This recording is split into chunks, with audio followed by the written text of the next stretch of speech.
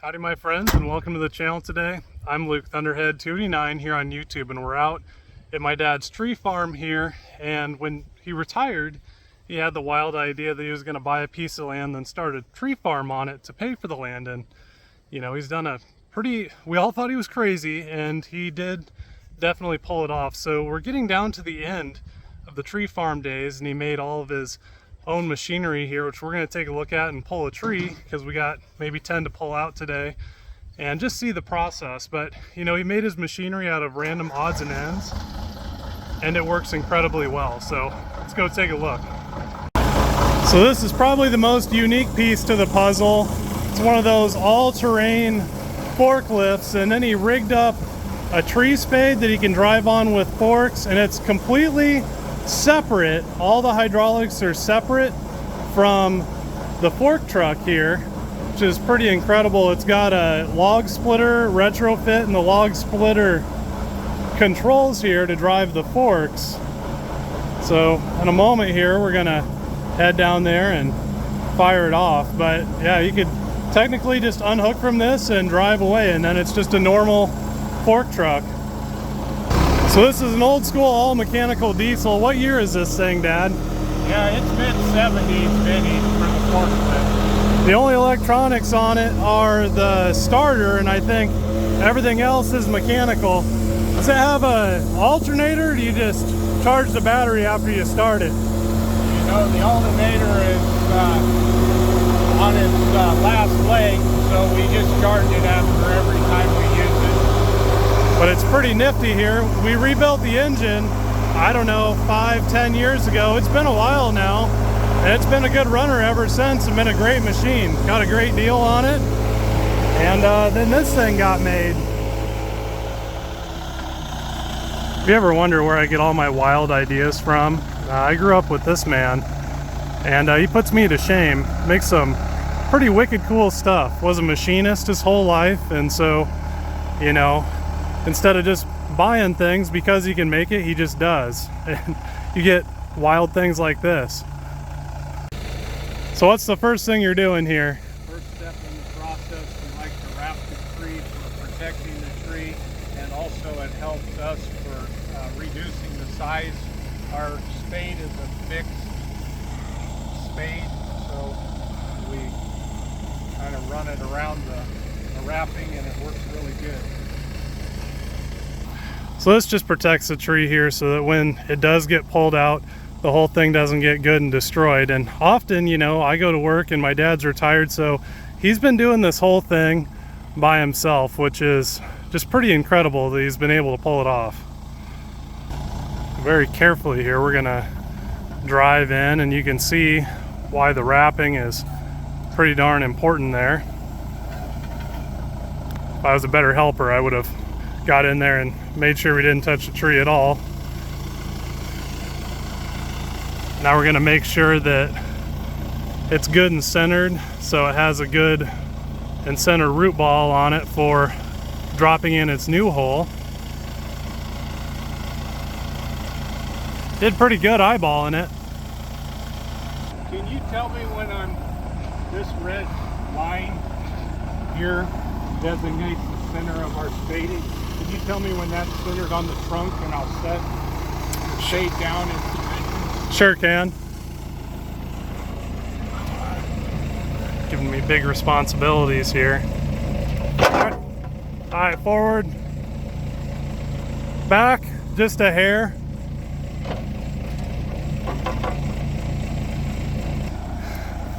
Centered up there. You know what they say. On our kicker motor. All right, hold on here. So you want to give a little explanation of what you got going on here? How you made out of a log splitter?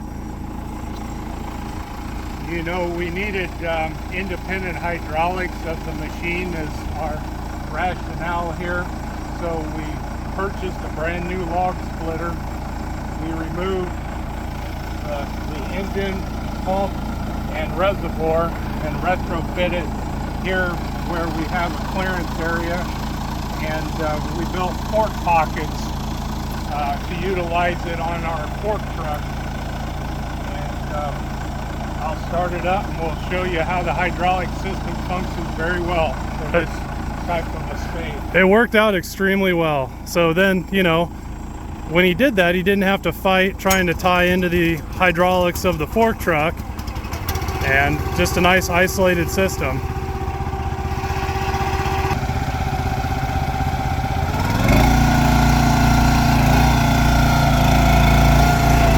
Those 3 levers here run his 3 spades. Now we water the tree beforehand or after a rain so the spades go in real easy.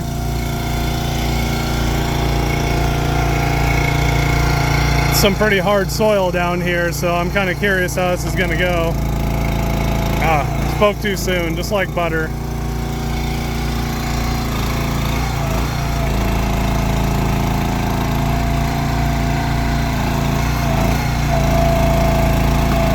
A lot of force there. It lifts up the whole front of the fork truck ever so slightly.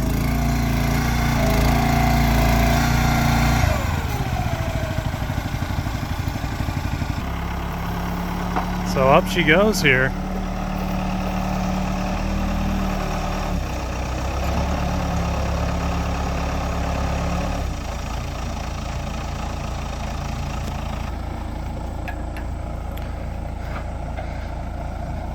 Gonna cut any auxiliary roots here so it doesn't destroy the root ball coming out. Obviously there's a certain size of tree that's optimal for harvest. Any bigger and then you start to have issues with destroying the root system. So this is just an extra precaution that most people don't take, but like I said, my dad, he's just real meticulous. That was a tight one. I saw the whole thing pitch up. And actually these aren't Christmas trees. A lot of folks have called my dad looking for Christmas trees, and these are actually all landscaping trees, and we all thought he was nuts, and he sold an absolute ton of them. It's been incredible, all with this machine, like 500 some odd trees. I think it's even more than that, but it's impressive.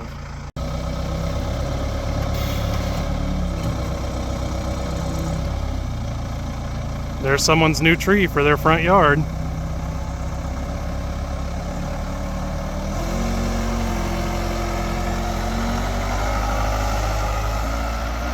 The only precarious thing about this process is that machine actually has never had working brakes. When the engine was rebuilt, we thought we'd kind of mess with that, and we talked about it, he talked about it, and we never did. And so, ironically, this piece of property is a little bit on a hill, and we've managed to not kill ourselves yet, but there's still time, so hopefully not.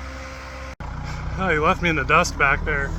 So he's around now. He's going to take this thing over to what he calls the finishing station. So finish processing this thing and put the cage and everything on the bottom of the tree here.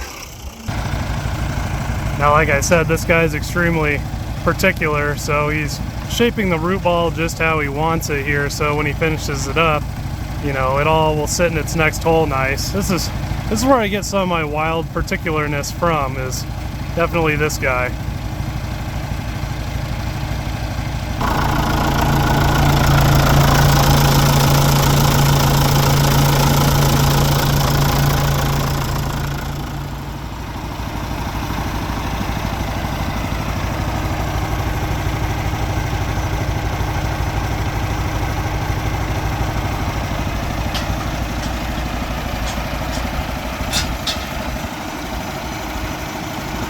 Little safety jack so when he's under there, you know, he doesn't get crushed. Makes good sense.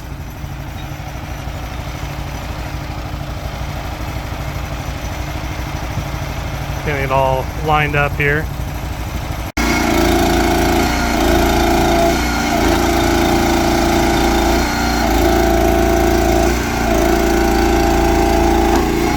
And you wouldn't realize it, but it's somewhat of an art to get this thing shaped correctly so it sits decent in this this root basket here that you're going to see in a second. But it's definitely more tricky than it looks. He just makes it look super easy as he's done it so many times. And there I was, not doing my job holding the tree again. We endeavor to give the customer the tightest packed root ball that we possibly can. So what we have is a 32-inch spade, and we have a 28-inch basket, and we press the earth and dirt back in around the roots as tight as we possibly can. From the spading process sometimes loosens that up, and that's what I'm doing now. We're working on preparing to wrap the burlap, but there's a little process before that with finishing off the root ball.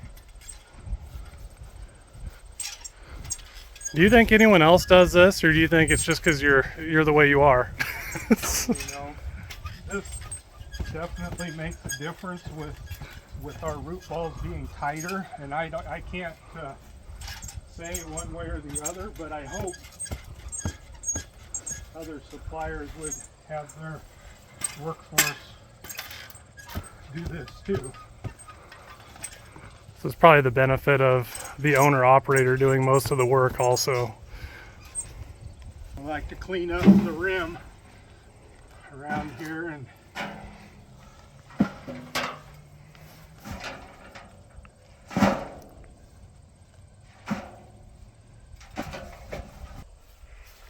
finishing up any root pruning.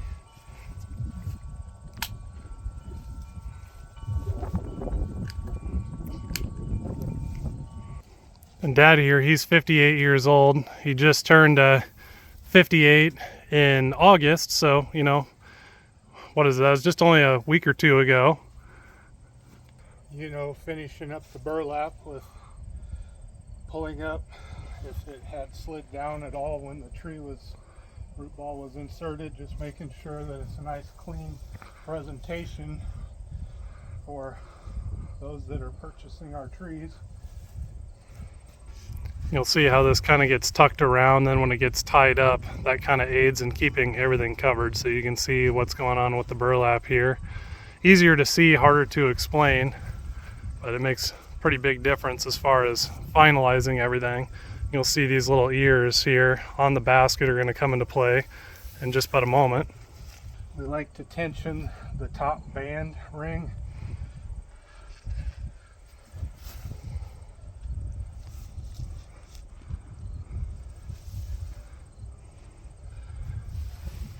Again, that gives stability to tighten it on the roots.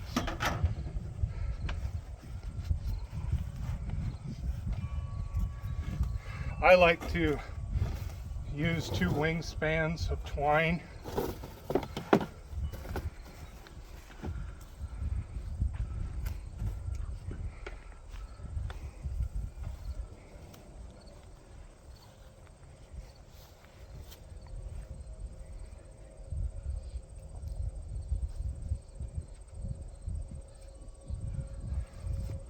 And we skip 2 hooks. Skip 2 hooks. Making sure to get the burlap there against the trunk so it stays good and tight. And you don't want to have any rope burns on the trunk down there either. Nice and tranquil out here in middle of nowhere, Iowa. All a person could ever want, I think. You can kind of see in there it comes out to somewhat of a star pattern, but again, burlap's all in there. Everything's nice and tight and pulled together. And we pull off our protector.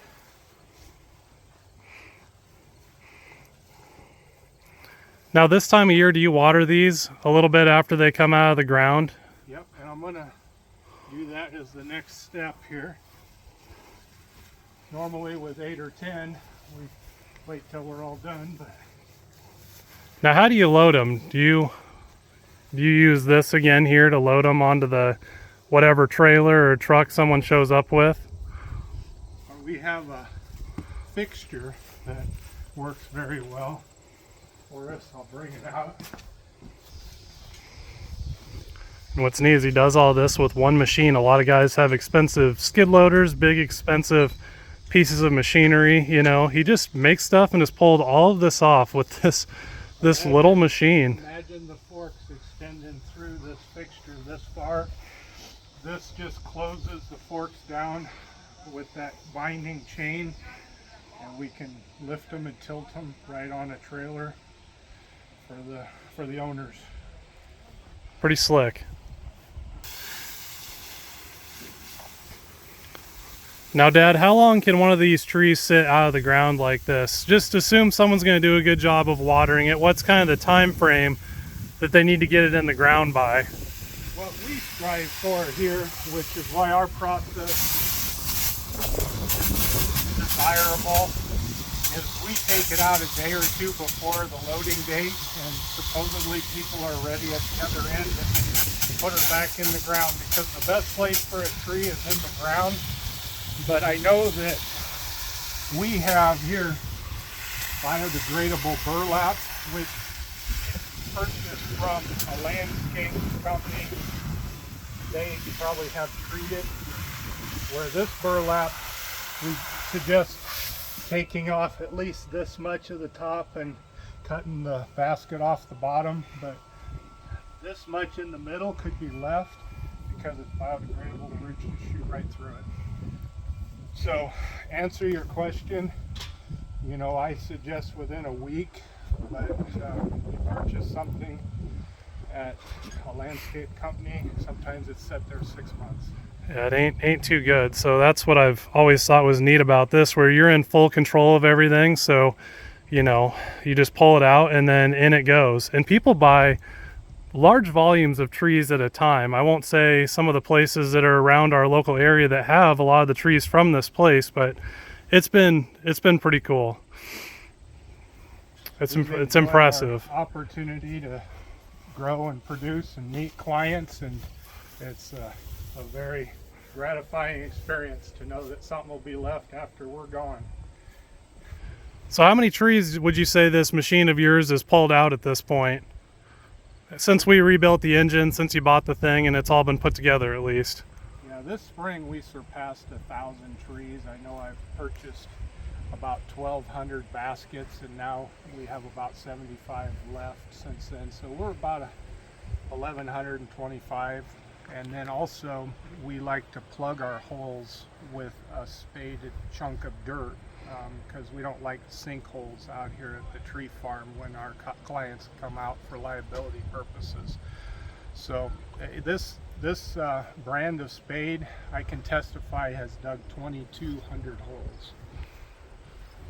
And I had to beef this area up. There was some cracking that went on by welding and adding a plate for the stress there.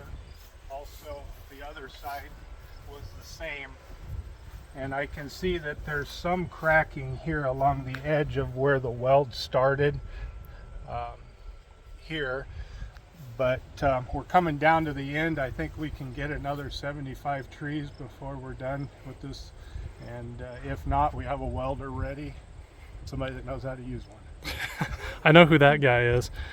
Now, what is this piece of machinery normally for? You know, you got it rigged up on here, this tree spade. And it was a pretty good deal, I remember, but what is it originally meant for? Ultimately, this company produces them for a 3-point for a tractor and also a skid loader. And this one was produced for a skid loader. And I removed some different bracketing so I could utilize a space location for the reservoir. Sometimes when I'm on hills, I like to spade uphill. I know the engine is set in the frame where it's tilted, where it's favorable for the diesel engine. Plus, I want to make sure I don't starve the pump. And I added this standpipe so I don't lose hydraulic fluid out the vent if I was downhill when I was spading slightly. But what I aim to do is spade uphill, and I just don't want to starve the hydraulics. Now, I remember when you were kind of formulating this idea, and how long has it been? It's been over 10 years. Has it been 10 years? You know, we started with an old John Deere 60s tractor, thinking we could put it on the front of the lift, and then ultimately this basket case came up where it had a bad cylinder, and we brought this forklift into play, which is very handy because of all the side adjustments. The transmission is like a power glide back and forward hydraulics. but we can tilt this rough terrain. We can't get stuck with it. We're in a favorable position to see our location on the trees.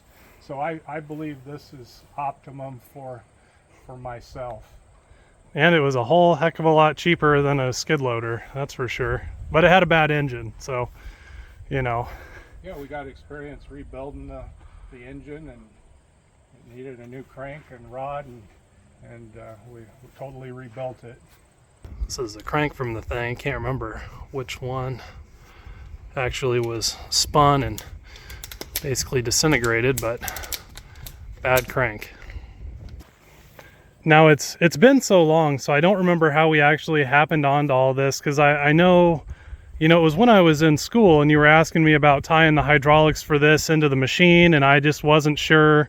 You know, I know there's a lot of stuff that goes into that, and if you don't know what a machine has, it's kind of risky to tie into stuff. And somehow we got onto the idea of using a log splitter, but I don't know how we came to that. But maybe we just saw remote hydraulics at the farm store and thought, hey, that's exactly what we need. And it's worked honestly better than either of us thought it ever would. I remember it was kind of a long shot in the beginning. Yes, Luke, I know different engineers that I worked with at John Deere, they suggested just use the machine hydraulics. And for whatever reason, I'm pretty thick-headed. I just wanted to have an independent spade that didn't transfer hydraulic fluid back and forth whatsoever. It's contained for the spade. The hydraulic fluid's a little lighter than you would use. That's recommended on these BC machine spades, was another rationale we used to keep the hydraulic fluids the way they should run ultimately. And you know, we went with it and it worked out of the chute. And again, the beauty is this machine does so much, but with these being divorced, isolated hydraulics, other than the only thing that's holding this on these forks is, I think, you can correct me if I'm wrong. Yeah, what's holding this thing on the actual forks of the machine? Is it just these two bolts holding tension? So you release those, you set it down, and then I assume you back up. I don't assume, I mean, we know you back up and then you can do your next thing and you just have forks again. Yeah, we only switch over to the loading fixture and we can go back and forth with one machine, which it'd be better to have an extra machine dedicated, because we sometimes have customers come to pick up their trees and we're harvesting, but we try to limit that to a minimum. Well, my friends, thanks for coming along with me today on my little adventure with my dad here. Mostly recorded for posterity, as you know, he's just about done with his tree farm endeavors, which, you know, if I've seen one thing in my life is that time really flies by and you need to take every moment to appreciate the time that you have with people, because you blink your eyes and, you know, 10 years have gone by you, and you know, that's a big chunk of life. So anyway, with your loved ones out there, spend time with them, your friends, because the only thing that doesn't change is change, and time keeps marching on. So catch you for the next one, and we'll see you guys around.